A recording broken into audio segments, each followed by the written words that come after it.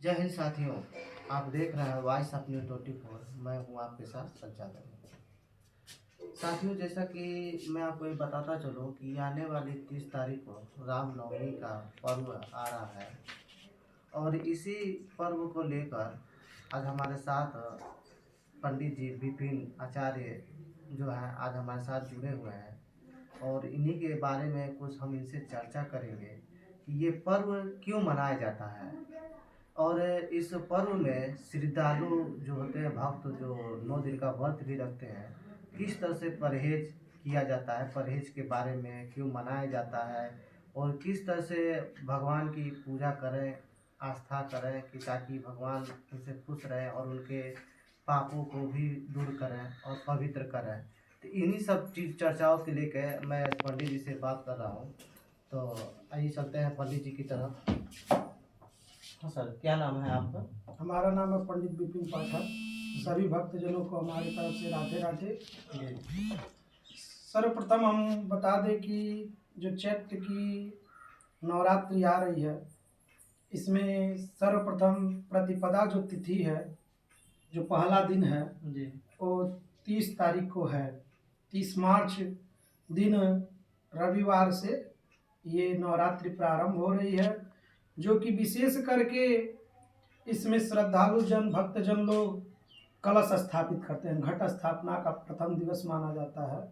पहले दिन से जी, पहले दिन से ही घट स्थापना का ये महत्व है और इसका मुहूर्त जो है प्रतिपदा तिथि में ही घट स्थापना किया जाता है। और प्रतिपदा तिथि श्री महावीर पंचांग के अनुसार 2:14 तक का ये मुहूर्त है। इसीलिए सभी भक्तजनों से हमारा निवेदन है कि 2:14 से पहले घट स्थापना करावें, जो कि विशेष मुहूर्त की बात है। और ये चैत्र नवरात्रि इस बार जो कि 9 दिनों का होता है, परंतु इस बार तिथि के क्षय हो जाने से केवल 8 दिन का है। इसीलिए जो नवमी की पूर्णाहुति होगी, जो नवमी का पूजन करते हैं लोग दिन में, और जो नवरात्रि का अनुष्ठान का आखिरी दिन होगा वो पड़ेगा फिर से रविवार को, और 6 अप्रैल 2025 दिन रविवार को ये नवमी पड़ेगी। और ऐसा माना जाता है कि इसी नवमी तिथि में ही ब्रह्मा जी ने पूरी सृष्टि की रचना की और इस सृष्टि में जीवों की रचना भी इसी नवमी तिथि में हुई है। इस नवमी तिथि की एक विशेषता और है कि इस दिन हमारे प्रभु श्री राम जी का अवतरण भी हुआ है।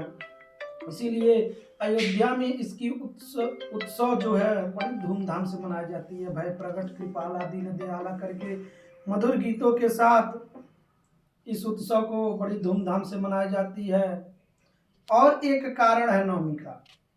नवमी के दिन श्री रामचरितमानस का भी श्री गोस्वामी तुलसीदास बाबा जी ने रचना प्रारंभ किया था, जो कि पूरी श्री राम की मर्यादित जीवन के विषय में उन्होंने उल्लेख किया है।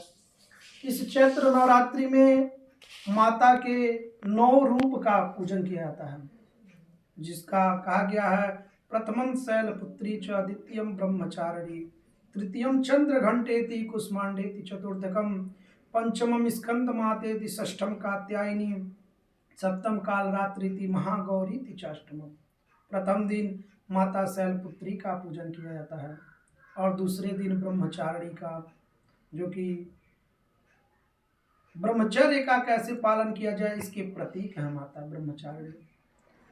तीसरे दिन माता चंद्रघंटा का पूजन किया जाता है और चौथे दिन कुष्मांडा माता का। पांचवें दिन स्कंद माता का पूजन होता है और छठवें दिन माता कात्यायनी का, 7वें दिन कालरात्रि और 8वें दिन महागौरी का पूजन किया जाता है।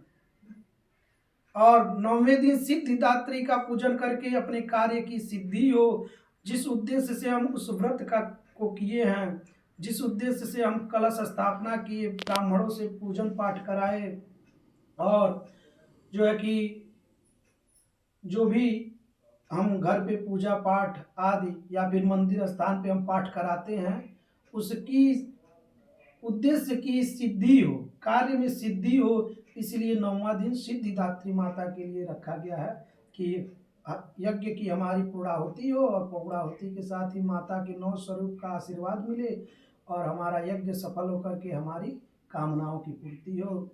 जैसा कि हमने अभी जाना कि ये नवमी जो कब कब से मनाया जा रहा है और क्यों मनाया जा रहा है, ये सब की जानकारी हमें मिली है। अब हमें पंडित जी से ये जानना है कि जो इसके भक्तगण हैं जो व्रत रखते हैं कि किस तरह से वो व्रत रखें कि उनके व्रत पे कोई आँच ना आए और पवित्र रहें, और क्या परहेज है, ये सब से क्या बचना चाहिए, इस सब के बारे में जानकारी लेते हैं।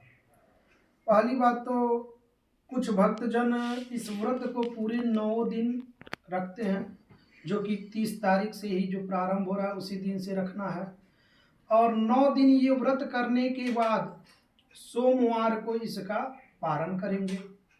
कुछ भक्तजन क्या करते हैं, प्रथम दिन और अंतिम दिन इस व्रत को रखते हैं, तो वे भक्तजन रविवार का व्रत रखेंगे और अंतिम का जो व्रत है वो शनिवार का व्रत रख करके नवमी के हवन का करके और उसका पारण कर लेंगे। इस नवरात्रि पर्व में जो व्रत रहते हैं श्रद्धालुजन, उनको कुछ नियमों का भी पालन करना चाहिए, जैसे कि खान पान की शुद्धता होनी चाहिए, अल्पाहार, और अल्पाहार में क्या लें, फल का सेवन करें। फल के सेवन से, फलाहार का तात्पर्य ये फल के ऊपर उस दिन को, जीवन को